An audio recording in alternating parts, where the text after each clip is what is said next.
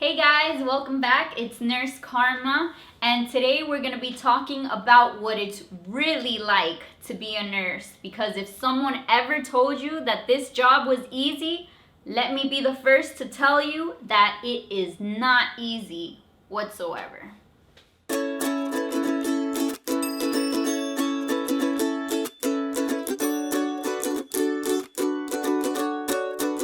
Alright, so I want to talk about what it's really like, especially for your first year experience of nursing. It is the most overwhelming job in the whole wide world. I never understood how much responsibility I would be assuming as a nurse until I actually started working. It was crazy.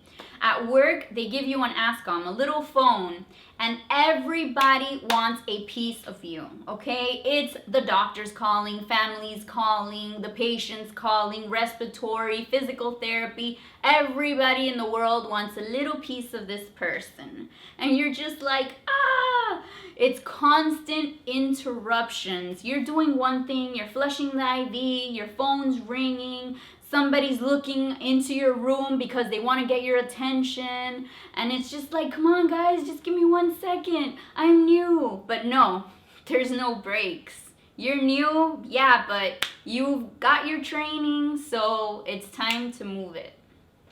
The beautiful thing about nursing that differentiates it from any other job in the world is that when you walk onto that unit, you have no idea what you're stepping into when you go into these patients' rooms. And it can really be a double-edged sword, because sometimes you can have a great day and other days you walk into pure chaos.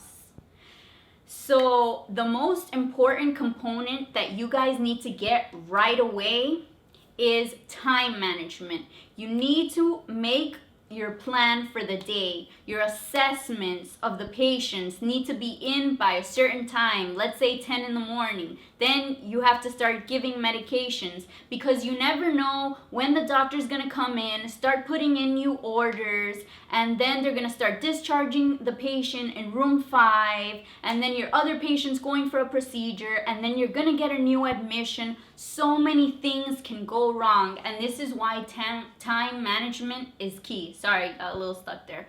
Time management is key, guys. So when you think to yourself, what could possibly go wrong in a nurse's day that can make the shift so difficult? Let's talk about conflicts with the physicians, codes, problems with pharmacy, and of course, let's not forget, difficult patients and difficult family members. Okay, so let's talk about possible things that can go wrong with physicians. Let's talk about an example of something that happened to me. I call the physician, it's 2 in the morning, and I'm like, hey doc, so the patient's still in AFib RVR, what do I do? And they're like, why are you calling me? It's 2 in the morning. You should find another way to resolve the problem. Why don't you just call the attending? So this can be an issue. Some physicians, they like to play ping pong with the nurse, and you're calling the attending's like, why don't you call the cardiologist? You call the cardiologist, and they're like, why don't you call the attending? And this is where you, my friend, need to put your foot down, and you're like, okay guys, come on, somebody give me orders here. I don't have time to be calling everybody. I mean, I love you guys, but no, it doesn't work that way.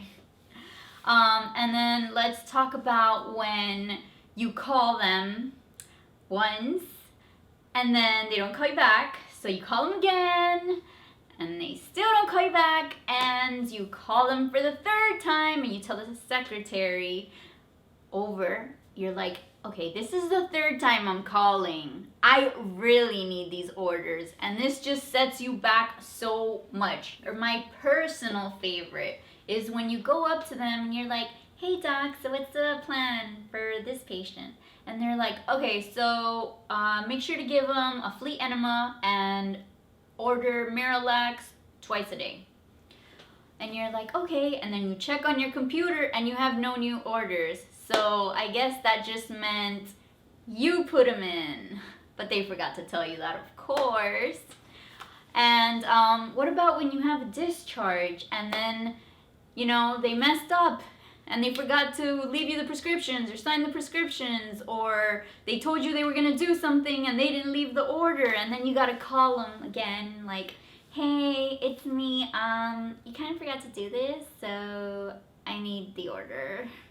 Thanks. Can you do that? Okay, all right, perfect. Another key distractor in nursing is the family members, which, listen, as a nurse, I'm totally compassionate. I get it. The patient, which is your family member, is in the hospital and you're super worried.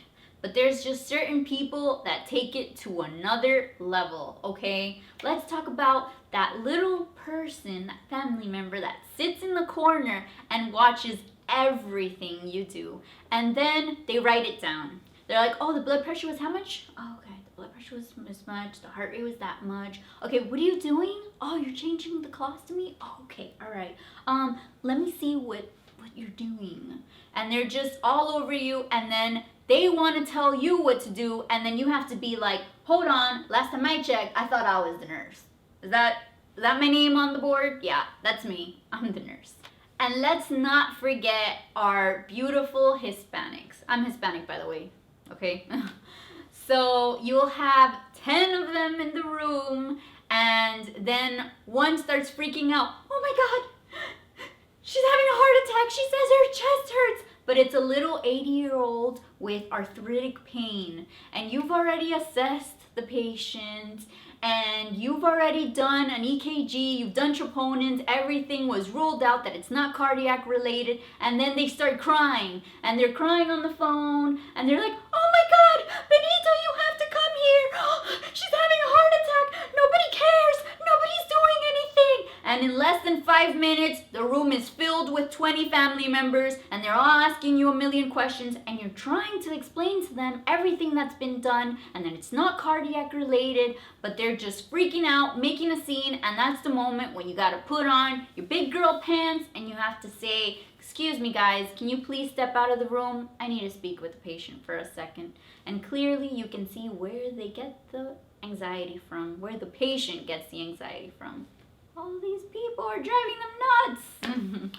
Or what about that family member that calls you about 20 times a day but never shows up, and they want everything done. They're trying to micromanage you, the nurse, over the phone. And you're there, you're in the middle of, let's say, cleaning a patient, you've got feces on your gloves, and then that little ASCOM goes, and you're like, can I really pick up at this moment? Is this really happening? Why does the phone always ring at just the right time? All right, now let's talk about the different types of patients you can have. There's always the screamer, which is the 90-year-old patient with dementia that's always like, Lara! Lara! And all the other patients and everyone else on the unit is startled. They're like, who's yelling? What's going on? Or they're yelling, help! Help! And you're just like, oh man, they're just confused. And they disrupt the entire unit. And let's talk about the skydiver, that little old person that loves to roll out of bed. And there we have it, another fall for the unit. There goes an investigation. You gotta call a physician. You gotta make sure the patient's all right. You gotta call the family. You gotta do an incident report. You gotta document it. And there's so many interventions to do now.